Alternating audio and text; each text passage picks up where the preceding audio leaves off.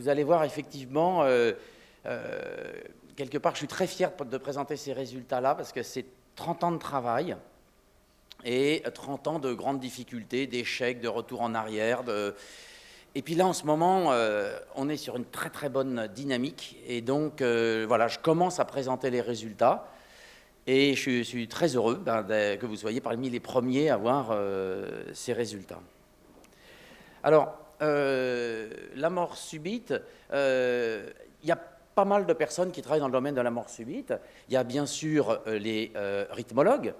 Et il y a aussi, en plus des rythmologues, eh bien, il y a les coronographistes qui débouchent les coronaires pendant la nuit. Et puis, il y a les cardiologues généralistes. Mais il y a aussi les réanimateurs qui prennent en charge les patients en réanimation. Et puis avant les réanimateurs, il y a les urgentistes. Et puis avant les urgentistes, il y a aussi les pompiers ou le SAMU. Et puis avant eux, il y a aussi la population.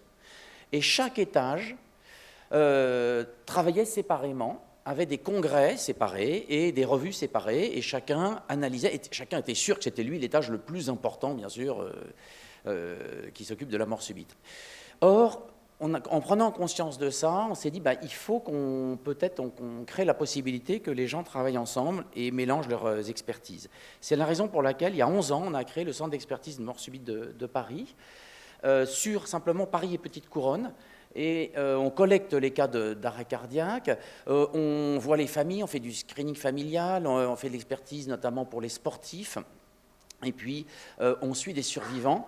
Et on fait de l'enseignement, de la recherche. Alors là, actuellement, on a 45 000 arrêts cardiaques qui ont été collectés. Voilà comment ça se passe. Donc c'est la population de Paris et Petite Couronne, ça fait presque 10% de la population française. Et dès qu'il y a un arrêt cardiaque, on reçoit l'information des pompiers. L'information des pompiers, et puis ensuite ceux du SAMU. Et celle des pompiers, c'est assez sommaire sur le plan médical, mais ça nous aide pour le dénominateur. Ils décrivent ce qu'ils ont fait, et puis si effectivement ça vaut la peine, une équipe, mais quasiment pour l'arrêt cardiaque, toujours une équipe de SAMU est envoyée, et à ce moment-là, on récupère les fiches d'intervention du SAMU, où il y a beaucoup plus qu'un médecin, il y a beaucoup plus d'informations médicales. S'il y a des discordances entre les SAMU et les pompiers sur les fiches, on retourne dans les 4 SAMU, on retourne dans les 3 principales casernes, parce qu'on s'attache beaucoup à la qualité de ces données.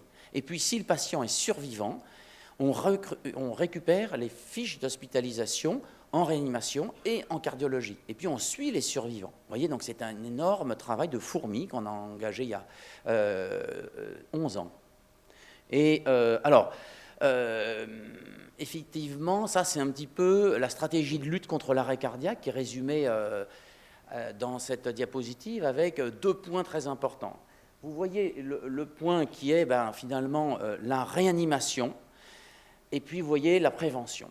Et ces dernières années, on a eu des gros succès en réanimation, en prise en charge, parce que on a réussi à imposer le fait qu'il fallait faire des cours de massage cardiaque de 20 minutes, qu'il fallait former les gens, la population générale, aux gestes qui sauvent et à l'utilisation de défibrillateurs, mais je vous donne une anecdote parce qu'elle est quand même illustrative. Il y a 20 ans, ce n'était pas du tout le cas. Et quand on avait travaillé avec Hervé Lardou, justement, il y a 20 ans, pour essayer de donner des conseils téléphoniques par les standardistes du SAMU et des pompiers, l'étude avait été négative, ça n'avait pas marché parce que les standardistes, en fait, n'avaient pas osé donner des conseils. Et en France, quand j'avais été présenté au ministère de la Santé il y a 20 ans en disant « il faut faire ça », il faut faire des cours de 20 minutes plutôt que des cours de 2 jours donnés par la Croix-Rouge, la réponse qui m'avait été donnée, c'était « Jouven, sachez que votre fast-food médical ne passera pas par la France ». Donc vous voyez, il y avait un échec quand même, je n'avais pas réussi à convaincre. Par contre, là aujourd'hui, ça marche très bien. Et le cas d'Erickson, effectivement, que tu citais, il est extraordinaire. Si on remonte à Marc-Vivien Foé, alors là, c'est les opposés. Effectivement, 20 ans avant, il n'y avait pas de prise en charge. On a eu des gros progrès sur la réanimation. Et puis, identifier précocement les gens à risque, on sait bien sûr que c'est ça qu'il faut faire, parce que même si on est beaucoup plus efficace en réanimation, le taux de mortalité, maintenant, il reste quand même aux alentours de 92%. On arrive, avant, le taux de survie était de 3-4%, maintenant on est à 6-7%, c'est pas mal, mais 93% restent décédés. Donc il faudrait éviter la mort subite. Alors, on s'était attaché quand même à réfléchir dessus, Et ça, c'est Meyerbourg qui avait montré ça déjà il y a un bon bout de temps, et il montrait quelque chose de très important. Il montrait que, ici, vous avez le risque relatif en noir, et en hachuré, le risque absolu. Le risque relatif, il y a des patients qui sont très à risque de mort subite, ils sont là, et les patients qui sont très à risque de mort subite, on les connaît finalement en cardiologie. C'est ceux qui ont une hyperstabilité ventriculaire, qui ont une mauvaise fraction d'éjection, après un infarctus du myocarde, ou qui ont déjà fait un arrêt cardiaque, qui ont été réanimés, etc. Mais ceux-là, même si on arrivait à les sauver tous, ce qui n'est pas le cas bien sûr, mais si on arrivait, nous, nos patients les plus graves, les plus à risque, ceux qu'on sait identifier, si on arrivait à les sauver tous, regardez, on sauverait qu'un nombre petit d'arrêts cardiaques. Pourquoi ? Parce que la grande majorité des gens qui décèdent de mort subite, ils ne viennent pas des gens très à risque. Ils viennent de gens avec un risque modéré, même très modéré. Regardez, pour la grande partie, ils viennent de la population en général. Comment les identifier ? Si on veut être efficace en termes de santé publique, c'est là qu'il faut taper. Et nous, en tant que cardiologues, on tape surtout sur ceux qui sont très à risque, mais qui représentent une minorité. Il faut qu'on arrive à changer un petit peu cette approche-là. Et on n'y arrivait pas. Parce qu'on restait toujours cantonné en disant que, et à l'époque, on comparait des gens qui décédaient de mort subite à des sujets qui étaient vivants. Et la question, elle était très légitime. On se disait devant deux personnes de 50 ans, pourquoi il y en a un qui est décédé de mort subite alors que l'autre est vivant ? C'est très légitime de réfléchir comme ça. Et on trouvait d'ailleurs des résultats. Ah ben oui, dans le groupe des morts subites, ils ont plus de cholestérol, de tabac, de triglycérides. Ah ben oui, mais ça c'est des facteurs de risque cardiovasculaire, c'est pas du tout spécifique. Ben oui, mais bon ben alors on tournait. Et donc, ce qu'on s'était dit à l'époque, c'est il y a 25 ans, on s'était dit finalement, il faut peut-être changer la question.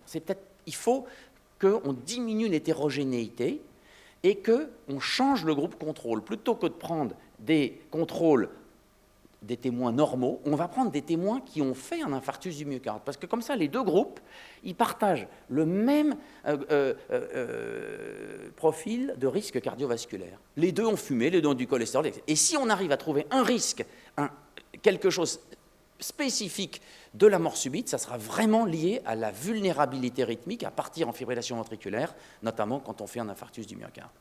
Et donc on s'était dit, on va réduire l'hétérogénéité, on change le groupe contrôle, et donc c'était ça qu'on avait proposé, et ça avait fait beaucoup de bruit parce qu'à l'époque, on avait été les premiers à identifier un facteur de risque spécifique de mort subite en population. On l'avait fait sur l'enquête prospective parisienne numéro 1, 7000 sujets sains, recrutés, regardez, entre 1967 et 1972, et qui ont été suivis 25 ans, des gens d'âge moyen. Ils avaient eu plein de bilans, et puis ensuite on a regardé qui faisait des morts subites pendant le suivi. Et vous voyez que ceux qui avaient un antécédent parental de mort subite, ils avaient presque 2 fois plus de risque de faire une mort subite, et ceux qui avaient leurs 2 parents qui étaient décédés subitement, ils avaient un risque de faire une mort subite pratiquement multiplié par 10, ce qui était vraiment considérable. Évidemment, il y en avait peu, mais ça avait beaucoup excité. Alors ici, je suis désolé, on ne voit pas beaucoup les points, mais vous voyez qu'il y a l'âge parental des sujets de mort subite en abscisse. On ordonnait l'âge des morts subites chez les sujets recrutés dans l'étude. Ben, vous voyez qu'on meurt à peu près de la même cause, à peu près au même âge. Ça avait fait beaucoup de bruit parce que il y avait quelque chose qui était de l'ordre de la susceptibilité génétique. Et à l'époque, la génétique était très importante. Et donc, et les Américains avaient eu très peur que les Français trouvent le gène de la mort subite, parce qu'à l'époque, il y a 20 ans, il y avait une certaine naïveté sur la génétique, et ça a entraîné énormément d'études. Nous avons participé à certaines de ces études, et puis au total, et je ne vais pas m'appesantir dessus, nous on a fait l'étude Carthagène, alors Cardiac Arrest and Genetic, le nom était très illustratif, les résultats beaucoup moins, puisque en fait on n'a pas trouvé grand-chose, et malheureusement même en mélangeant avec d'autres collaborations internationales, ben, finalement c'est relativement décevant. Quand on analyse les chromosomes, les mutations, on n'arrive pas pour l'instant à identifier les gens qui sont vraiment à risque de mort subite. Donc la génétique a été un immense espoir, et puis ça n'a pas apporté pour l'instant, mais en tout cas ça n'a pas apporté les résultats.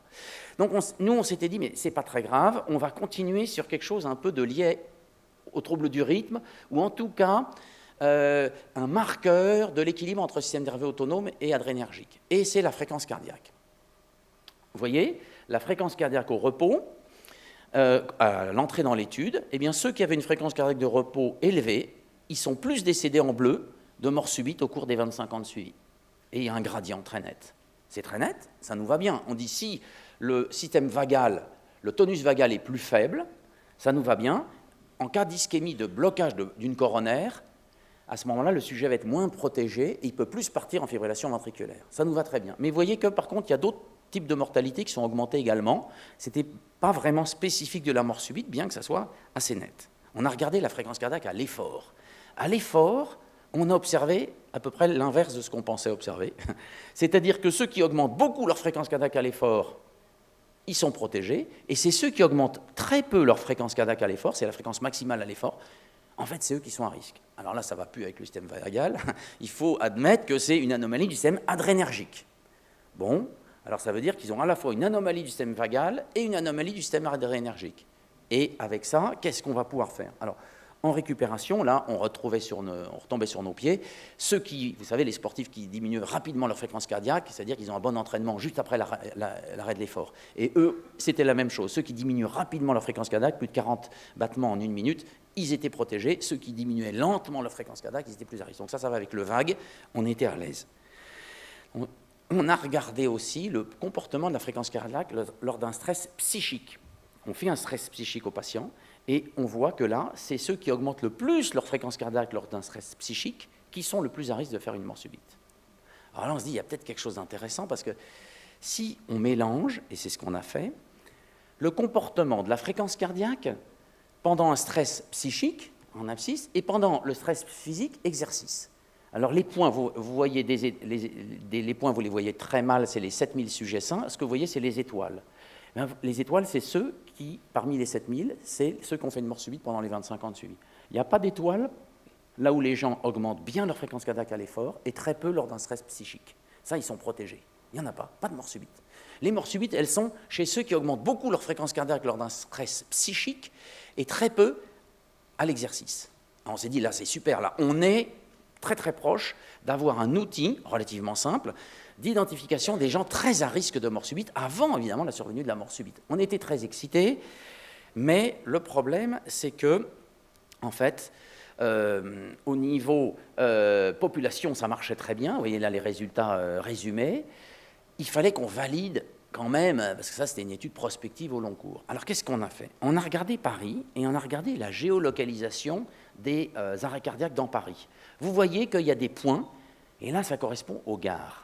On voit très bien qu'il y a des points qui correspondent aux gares, il y en a beaucoup plus au niveau des gares ou à proximité immédiate. Donc on a divisé Paris, avec l'agence d'urbanisme de la ville de Paris, en carrés de 200 mètres sur 200 mètres.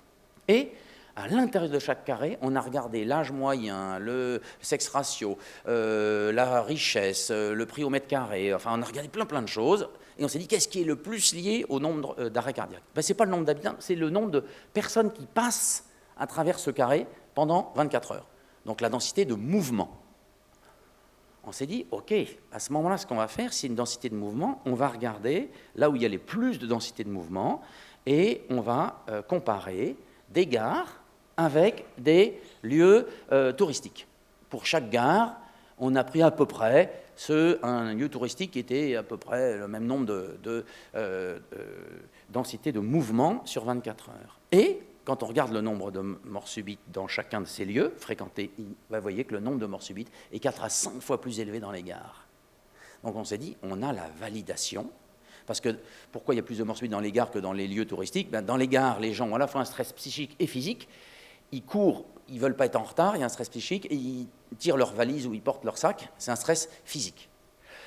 Ça y est, on avait validé. Mais l'énorme problème, c'est que ce qui marchait au niveau de la population, quand on prend des milliers de personnes, vous voyez, ça marche très très bien. Quand on prend un individu, un patient qui vient devant nous, il dit « Monsieur, j'ai un risque de faire une mort subite ou pas ?» On prend le pouls, on mesure, et en fait, au niveau individuel, ça ne marchait pas. Donc, on a été très très déçus, parce qu'on avait été très très excités. On pensait vraiment qu'on allait toucher vraiment quelque chose de très efficace. Mais on n'est pas les seuls à avoir travaillé bien sûr dessus, et nos collègues américains ont beaucoup travaillé aussi, puisque la mort subite était quelque chose de très très qui intéresse beaucoup les Américains. Et vous voyez que ça, c'est un groupe d'Américains, d'épidémiologistes et de cardiologues américains qui ont travaillé sur deux cohortes très solides, la cohorte ARIC et la cohorte CHS. Plusieurs milliers de patients qui ont été suivis aussi plusieurs années, des cohortes prospectives, un peu comme l'enquête prospective parisienne. Et ils ont regardé, OK, on regarde quels sont en univarié et en multivarié les variables qui sont associées au risque de mort subite. Ils les ont listées, et une fois qu'ils avaient listé ces facteurs-là, parce que vous les voyez, c'est des facteurs un peu classiques qu'on connaît, ils ont construit un modèle de prédiction pour voir, en fonction de ces variables, qui était à risque de faire une mort subite. Et eh bien, le risque est assez bon, parce que vous voyez, je ne sais pas si vous avez vous voyez ici que le risque de faire une mort subite dans l'étude ARIC ou dans l'étude CHS, il est relativement bon. Avoir une C statistique à 0,80, c'est bien, c'est très bien. Et donc, c'est super. Ça, c'est le risque de mort subite. Et quand vous regardez le risque de décès cardiaque, mais sans que ça soit une mort subite, là, il y a un problème, parce qu'en fait, c'est exactement les mêmes chiffres. En fait, le modèle qui avait été construit pour prédire la mort subite prédit exactement de la même manière le décès cardiovasculaire qui n'est pas subi. Donc, en fait, ça veut dire qu'on n'est pas spécifique de la mort subite. Donc, ils se sont dit, il faut peut-être qu'on charge en information rythmique. Parce qu'on manque d'informations rythmiques, on est sur le cardiovasculaire classique. Alors comment faire? Ce qu'ils ont fait, c'est qu'ils ont regardé l'hétérogénéité électrique en regardant des anomalies très fines de l'électrocardiogramme.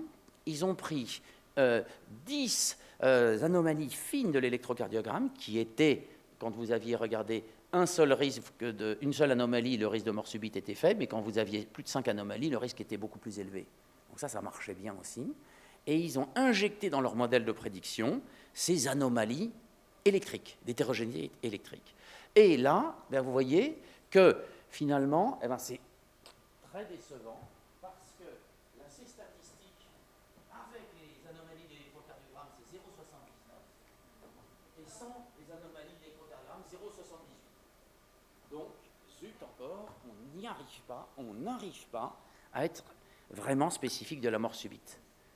Ah oui, si vous avez un marqueur. Ah oui. Le micro. Voilà. Ça ne va pas faire trop de bruit. Merci. Non, mais c'est bon. C'est bon, si j'ai un micro comme ça, j'ai pas de souci. Donc, déception encore. On n'y arrive pas. Alors, il y a eu, avec l'apport de l'intelligence artificielle, il y a eu un gros programme européen, énorme programme européen. Alors, c'était un 2020. Avec de nombreux pays européens, vous voyez que 23 millions de budget, et qui a été un essai global de faire collaborer toutes les plus grosses études, les plus gros centres d'épidémiologie sur la mort subite entre eux. Ils ont pris les plus grosses études, les essais cliniques, mais également les études prospectives. Nous, on a participé, on a envoyé une partie de nos données, et ils ont dit, OK, on va prendre toutes ces données, et puis, on va les faire analyser par de l'intelligence artificielle. Alors, c'était les données cardiovasculaires classiques. Il y avait 83 variables, cardiovasculaires essentiellement, avec 4 modèles d'intelligence artificielle, avec des équipes de très haut niveau, des équipes anglaises de très haut niveau sur l'intelligence artificielle. Et là, l'idée était d'identifier un modèle de prédiction de mort subite, et ensuite de faire des essais cliniques en fonction des résultats, et de valider ce qu'ils avaient trouvé avec l'intelligence artificielle sur les essais cliniques.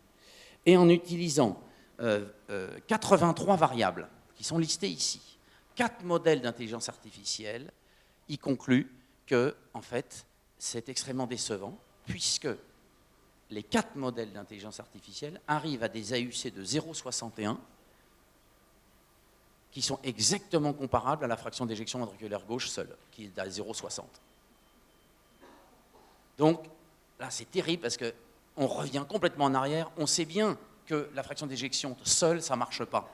Et je vais vous le montrer pourquoi ça ne marche pas, la fraction d'éjection seule.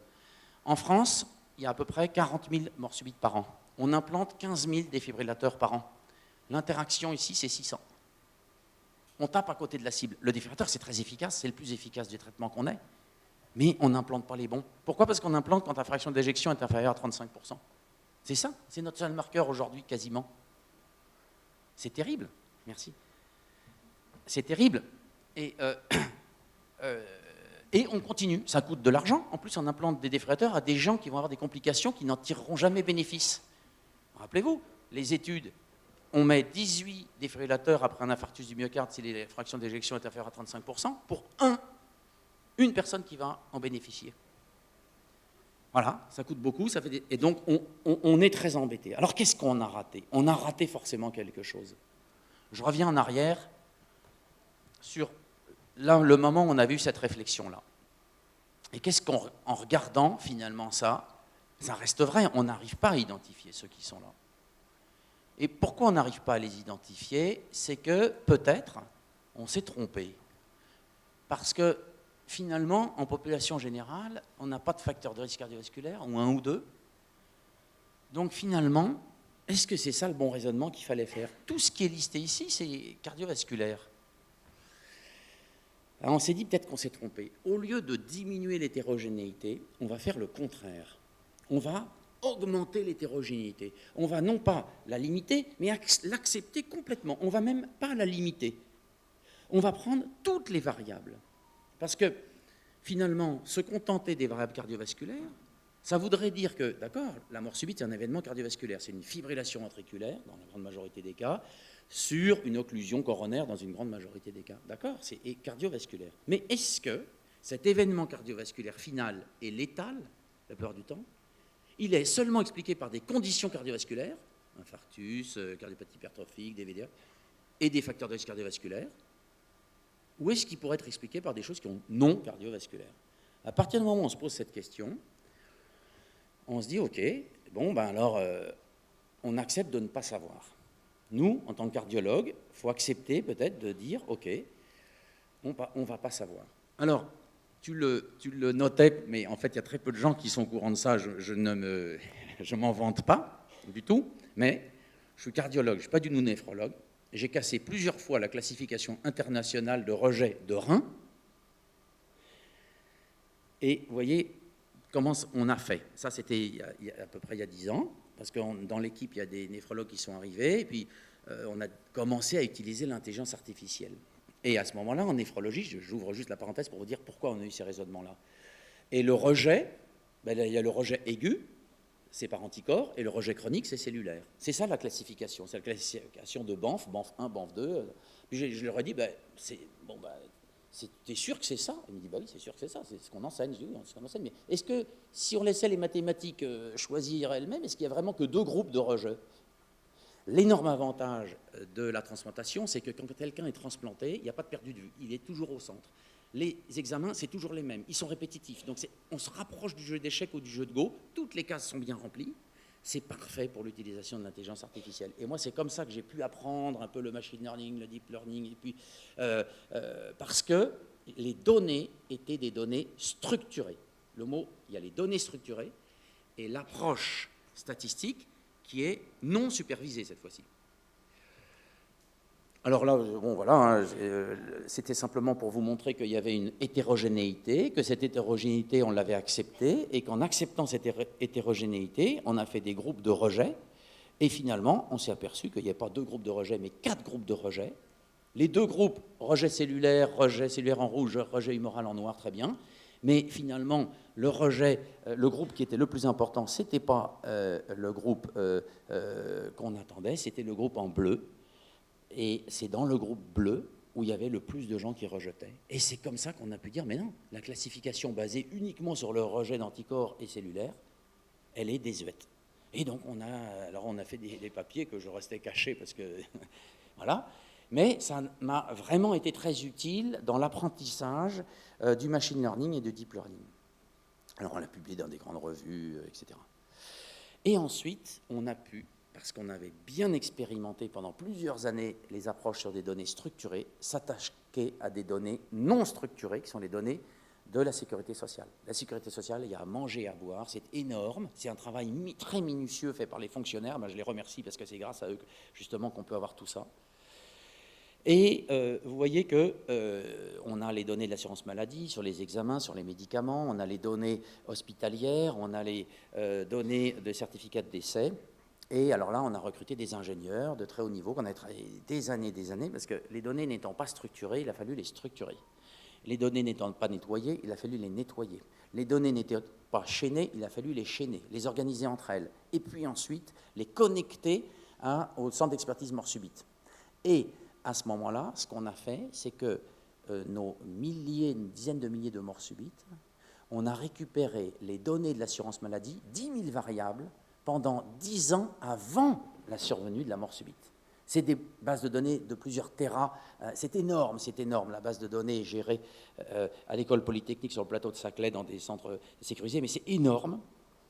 Et ça fait 3 ans de travail de nettoyage uniquement des données par des ingénieurs de l'ENSAE, donc ils viennent de Polytechnique, c'est des gens de très haut niveau. Et qu'est-ce qu'on a fait? On a utilisé 3 méthodes que je vais vous montrer, la régression logistique, une approche standard, du machine learning et du deep learning. Et puis on a utilisé 4 groupes contrôle. On avait la mort subite, bien sûr, mais on avait l'infarctus du myocarde, on avait les cardiopathies ischémiques sans infarctus, et on avait l'insuffisance cardiaque et les sujets sains, de manière à ne pas se tromper, parce que si on prenait juste un groupe contrôle, on aurait pu conclure à tort à certains résultats. Et voilà un exemple d'hétérogénéité. Vous voyez, vous revoyez un petit peu, ça s'appelle la heatmap. Donc vous avez ici les lignes comme ça, c'est 13 000 patients qui ont fait une mort subite. Et ici, vous avez des variables. Et quand c'est en jaune, ça veut dire que le risque de mort subite augmente.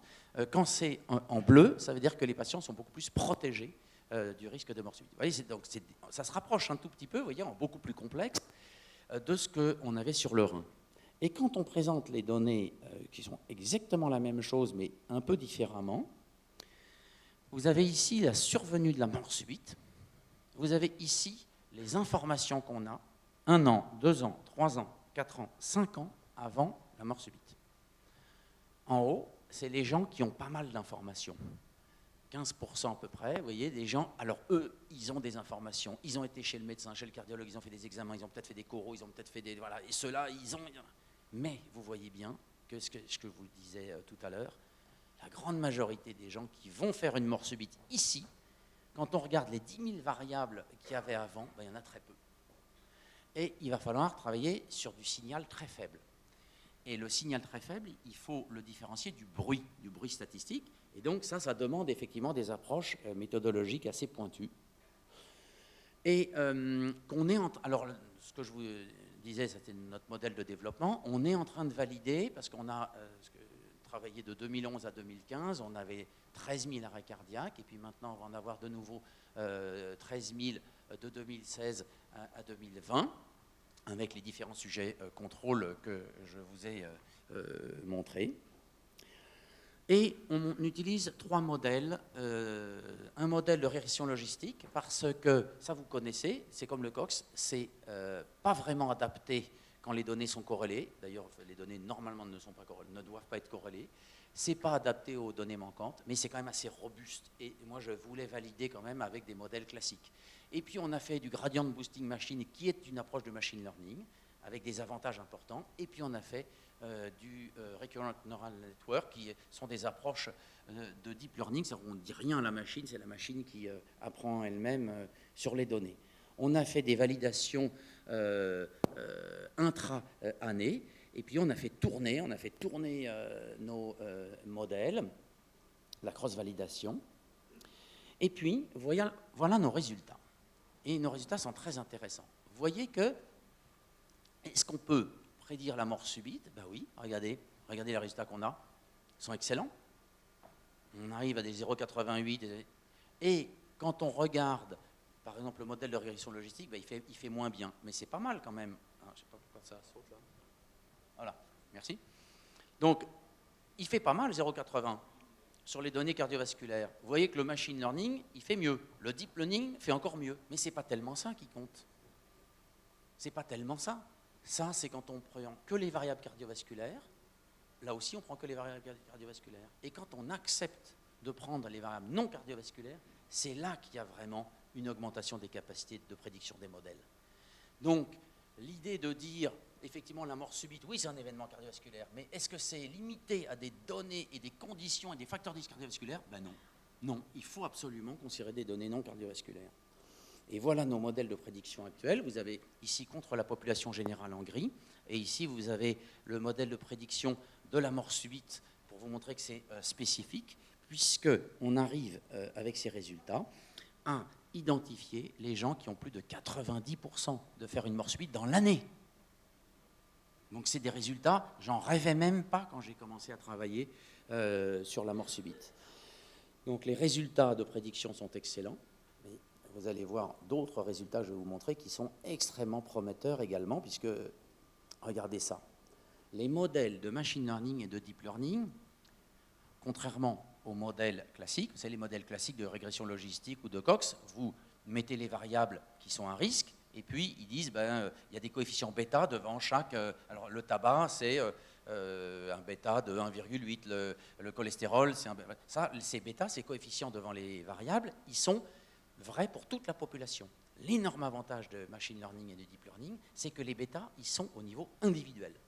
On a donc des équations personnalisées pour chaque patient. Et vous avez ici l'exemple d'un patient qui, effectivement, a un risque de faire une mort subite de 78% dans l'année qui vient. En rouge, c'est les facteurs qui sont associés à un sur-risque de mort subite. En bleu, un sous-risque de mort subite. Et vous avez les variables. Alors, je crois qu'elles ne sont pas très lisibles, mais bon, ça n'a aucune importance. C'est un exemple typique. Ici, d'ailleurs, c'est l'hypertension, simplement, son premier facteur.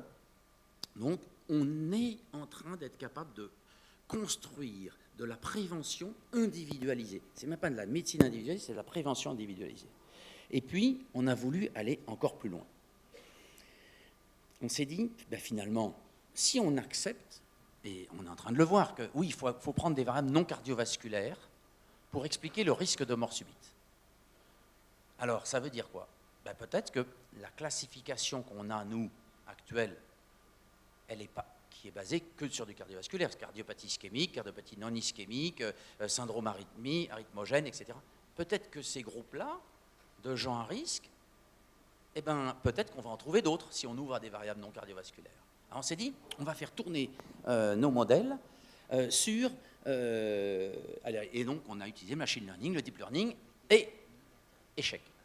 On dit, bon, ok, c'est peut-être parce que nos modèles de machines d'intelligence artificielle ne sont pas assez puissants. Donc Google développait sur les données justement médicalisées un concept qui est d'un modèle joint, c'est-à-dire qu'on calcule une matrice de corrélation, on regarde d'abord tout ce qui est corrélé. Par exemple, douleur thoracique, c'est corrélé à électrocardiogramme.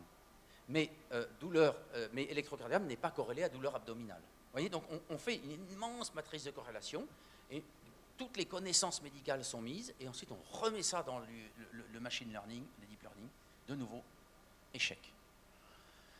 Bon, alors peut-être que c'est parce que, finalement, on ne prend pas en compte l'aspect cumulé des informations. Parce que prendre de l'insuline, par exemple, une fois, ce n'est pas la même information que prendre l'insuline 100 fois. Donc on a dit, très bien, il faut qu'on prenne en compte ce côté cumulatif. Donc on a pris en compte le côté cumulatif, on a refabriqué une matrice de corrélation, on l'a réinjectée dans l'intelligence artificielle, et là, échec de nouveau. Et donc, je dis, bon, c'est un peu raté, quoi, on n'y arrive pas. Et il y avait une stagiaire, justement, qui travaillait dans son coin, et puis je dis, bon, il faut qu'elle arrête de travailler, si on perd son temps sur un domaine. Elle dit, si, c'est bien ce qu'elle fait, etc. Et elle a continué. Et elle nous présente des résultats, parce que on s'est dit, finalement, si on veut coller un peu à la réalité, prendre de l'insuline une fois et prendre de l'insuline 100 fois, c'est pas pareil. Mais c'est pas non plus l'ordre dans lequel on prend l'insuline ou l'ordre dans lequel on fait un électrocardiogramme, puis un Holter, puis une coronographie, c'est pas pareil si on fait le contraire.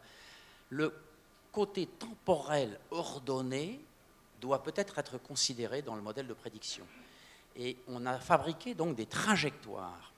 Et on a fabriqué des trajectoires, on a regardé sur ces 10 000 sujets, est-ce qu'il y avait des trajectoires d'événements ou de médicaments ou d'examens qui étaient des groupes de trajectoires assez homogènes et qui permettaient d'identifier des groupes. Oui, il y en avait 1600 trajectoires.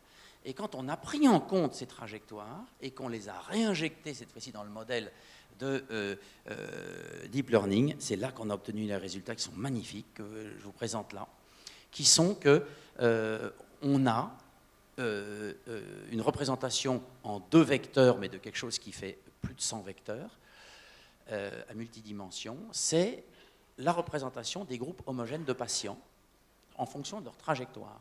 On retrouve des trajectoires qu'on connaît. C'est-à-dire que oui, les caractéristiques des patients, c'est des hommes avec plein de facteurs de risque cardiovasculaire, essentiellement.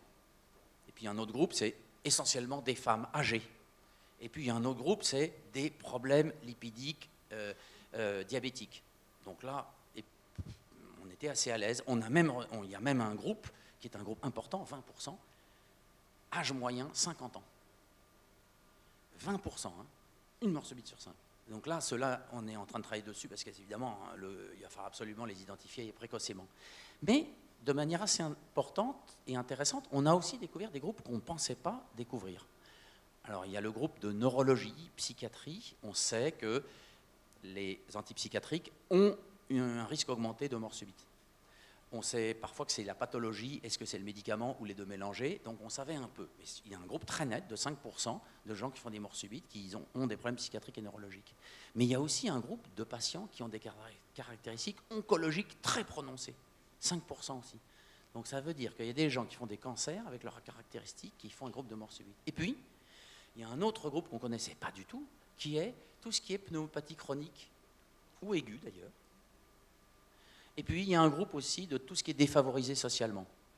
HIV, alcoolisme, etc. Donc, vous voyez, ça nous ouvre des perspectives, parce que là, maintenant, vous doutez bien qu'on va refaire tourner des modèles où on joue avec l'hétérogénéité. Donc là, on a accepté toute l'hétérogénéité, et puis maintenant, on va refaire tourner nos modèles de prédiction à l'intérieur de chaque groupe. Là, on va rediminuer l'hétérogénéité pour essayer d'affiner encore plus notre modèle de prédiction. Donc, vous voyez, là, on touche du doigt des résultats qui sont extraordinaires. Alors, ça veut dire que ça fait quand même plusieurs révolutions parce qu'on est en train de proposer quelque chose qui est quand même assez gênant parce qu'on va inverser le raisonnement médical classique. Normalement, quand on a un patient devant nous, on dit « Ok, on essaie de faire un diagnostic ». Et puis, une fois qu'on a fait un diagnostic, on essaie d'évaluer le risque. Et puis, en fonction du risque, on choisit les médicaments les plus appropriés. C'est comme ça qu'on fait. Et bien là, c'est dit, on va faire l'opposé. On va d'abord identifier des gens très à risque, et ensuite on va essayer de faire un diagnostic. Donc il faut accepter d'inverser ce raisonnement médical. Il faut accepter aussi de s'éloigner du cardiovasculaire seul, qu'il y ait des choses qui soient non cardiovasculaires et qui interviennent dans l'équation de risque. Et puis, on travaille aussi sur des proxys, parce que c'est quelque chose d'un peu gênant. On pourra en parler si vous avez des questions, mais par exemple, nous, dans nos données de l'assurance maladie, on n'a pas le niveau de pression artérielle. Mais par contre, on sait si les patients sont traités contre l'hypertension. On n'a pas le niveau de cholestérol, mais on sait s'ils sont traités contre le cholestérol. Et là, on peut discuter comment ça se fait que des proxys, parfois, font un petit peu mieux que le chiffre précis lui-même. Donc ça aussi, c'est une autre révolution. Et puis, effectivement, il y a des groupes qu'on ne connaissait pas, qu'on est en train de découvrir. C'est de la prévention individualisée, donc là, il va falloir aller beaucoup plus loin, parce qu'effectivement, que chaque individu puisse avoir une équation de prédiction sur son risque à 1 an, c'est très important. Et puis, ça veut dire qu'effectivement, il faut lancer des programmes de prévention de mort subite, il faut le valider prospectivement, faire des essais cliniques pour le valider en partie. Mais vous voyez que c'est des résultats, je suis très heureux de vous les présenter, parce que c'est extrêmement prometteur, ça ouvre enfin des résultats, parce qu'on a quand même, il faut reconnaître, plafonné pendant de très nombreuses années dans la prédiction de risque de mort subite. Et là, on a des nouvelles perspectives. Donc voilà, je vous présente mon équipe surtout d'ingénieurs, d'ailleurs beaucoup d'ingénieurs et des médecins. Je vous remercie pour votre attention.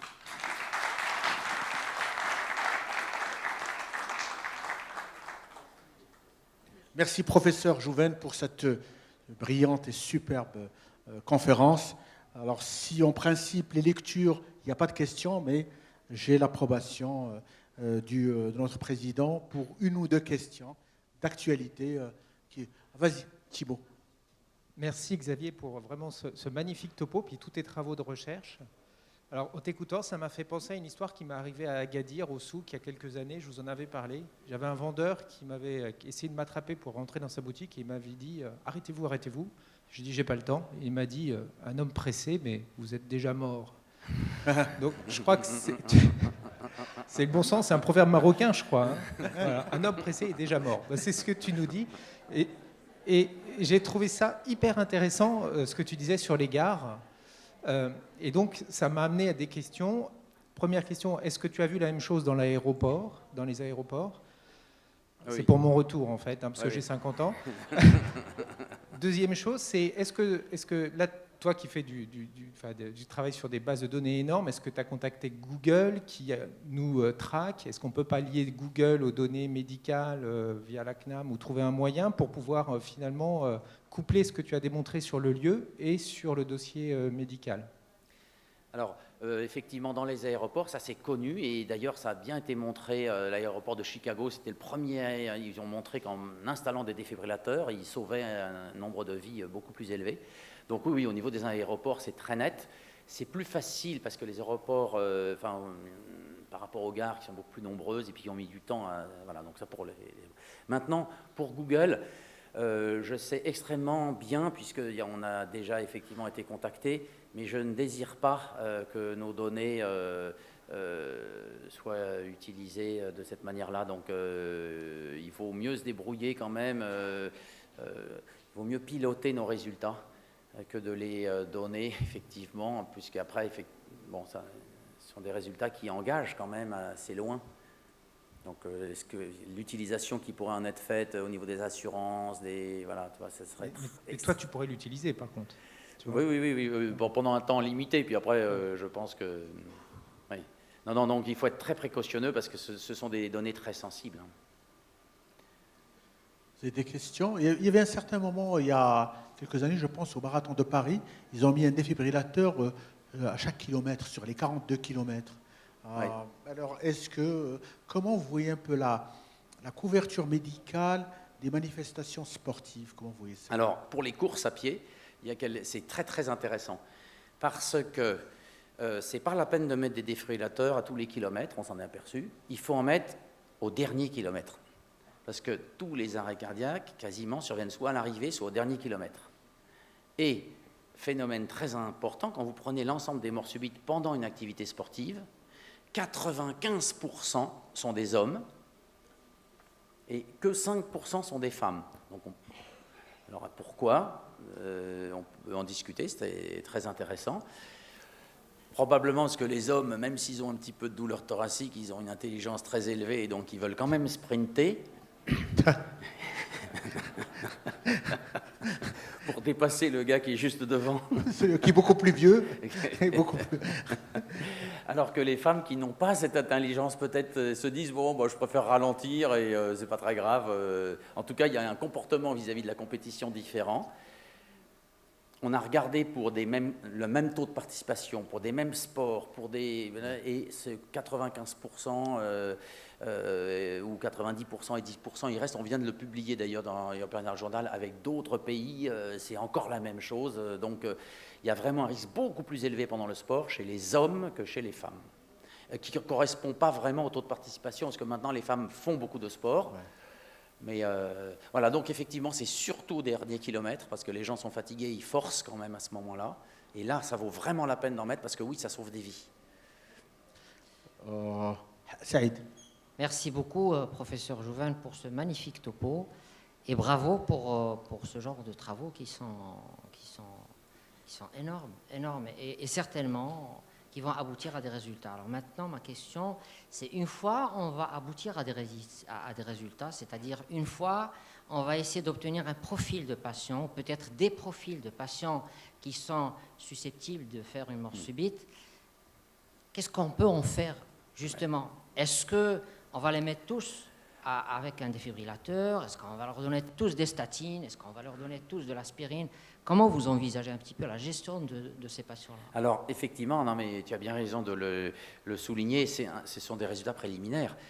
Mais sur le plan de la conception qu'on a, nous, de la mort subite, il va falloir qu'on fasse des progrès nous-mêmes, parce qu'effectivement, nos médicaments, c'est des médicaments que cardiovasculaires, pour corriger des facteurs de risque que cardiovasculaires. Et on voit bien qu'avec ça, on n'a pas trop réussi. Parce que vous prenez Erickson, par exemple, tu en parlais d'Erickson.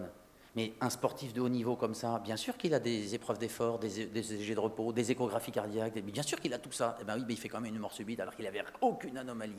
Donc ça veut dire qu'effectivement, et je ne peux pas répondre à ta question comme ça, mais ce qui est certain, c'est qu'il va falloir qu'on s'intéresse avec des collègues d'autres spécialités à travailler ensemble, à essayer de comprendre pourquoi il y a des gens qui sont très à risque de mort subite alors qu'ils ont un problème psychiatrique, neurologique, oncologique, pneumologique. Alors nous, ceux cardiovasculaires, on aura un peu plus d'outils pour chercher une cardiopathie ischémique quand ils ont plein de facteurs de risque cardiovasculaires. Oui, ça on sait faire à peu près déjà. Et moi je ne sais pas comment on va faire. Quand on va identifier des gens très à risque, et ensuite quel examen il va falloir leur faire. Moi je ne sais pas quel examen il va falloir leur faire. J'en sais rien aujourd'hui. Évidemment, on a envie de regarder les coronaires quand même. Nous, on va leur faire la batterie de ce qu'on connaît en cardiovasculaire. Mais peut-être qu'il faudra rajouter des examens qui ne sont pas des examens cardiovasculaires. Parce que peut-être que, je ne sais pas, il y aura d'autres anomalies qu'il faudra détecter et il faudra faire une approche multidisciplinaire. Donc je pense que, effectivement, et cette conférence vous a plu, je pense que, quelque part, nous, cardiologues, eh bien, on va élargir considérablement notre domaine d'expertise et on abandonne un peu la mort subite aux queues cardiovasculaires, mais ça va nous faire des collaborations avec des spécialités et on va apprendre à faire d'autres examens, on va apprendre à évaluer un risque, mais peut-être différemment. Donc effectivement, on va sortir un peu, parce que si on dit on fait que des examens cardiovasculaires à des gens, on voit bien qu'on n'y arrive pas. Donc il y aura d'autres examens, je ne sais pas encore lesquels. Dernier point, comme ça, allez-y, allez-y. J'ai une question. Est-ce qu'on est tous égaux face à la mort subite? Est-ce qu'il n'y a pas une race ou une ethnie qui est protégée naturellement? À âge égal, bien sûr. Pardon, les jeunes. Alors, sur le plan génétique, les études qui ont été faites, comme j'ai dit, sont assez décevantes. On sait qu'il y a pas mal de morts subites en Asie. Donc peut-être qu'effectivement, du côté asiatique, le risque est plus élevé.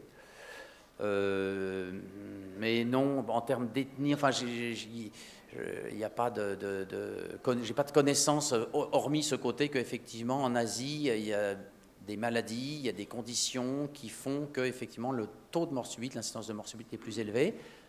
Mais quand on regarde, par exemple, en Europe, parce que ça c'est un travail qu'on vient de publier justement sur l'incidence de la mort subite en Europe, on a comparé les différents pays. En fait, on retrouve un peu le gradient. Plus la personne est âgée, plus elle a de facteurs de risque cardiovasculaire, plus elle habite dans le nord de l'Europe, plus elle a de risque de faire une cardiopathie ischémique, plus elle fait de mort subite aussi. Et dans les pays du Sud, il y a moins de cholestérol, moins de diabète et il y a moins de mort subite aussi. Donc, c'est des choses un peu classiques issues du risque cardiovasculaire général qu'on observe. Mais voilà.